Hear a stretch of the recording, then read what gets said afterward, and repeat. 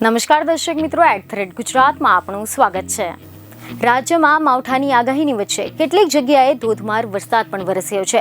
રાજ્યના ઘણા વિસ્તારોમાં ભર ઉનાળે ચોમાસાની જેમ ધોધમાર વરસાદ ખાબક્યો અને વરસાદની ઋતુની જેમ જ ગલીઓમાં શેરીઓમાં પાણી ભરાયેલા જોવા મળ્યા। ત્યારે હવે આવામાં રિપોર્ટ એવા મળી રહ્યા છે કે આજે પણ હવામાન વિભાગ દ્વારા કેટલાક વિસ્તારોમાં વરસાદ પડવાની આગાહી કરવામાં આવી છે।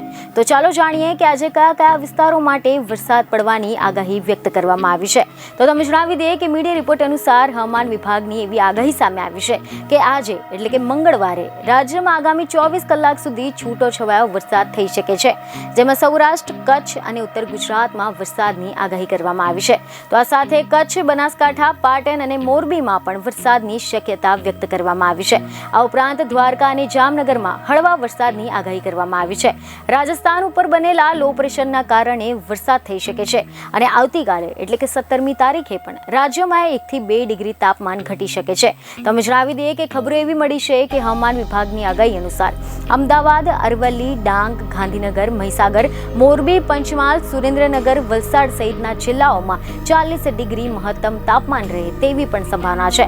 તેમજ આ ઉપરાંત ભાવનગર, દાહોદ, દેવભૂમિ દ્વારકા, મહેસાણા, પાટણ, સાબરકાંઠા સહિતના જિલ્લાઓમાં 39 ડિગ્રી મહત્તમ તાપમાન રહે તેવી સંભાવના છે। તો અમરેલી, આણંદ, બોટાદ, છોટાઉદેપુર, ખેડા, રાજકોટ, સુરત અને વડોદરા સહિતના જિલ્લાઓમાં 41 ડિગ્રી મહત્તમ તાપમાન રહે તેવી સંભાવના છે। બીજની ખબરો સાથે ફરી મળીશું। ધન્યવાદ।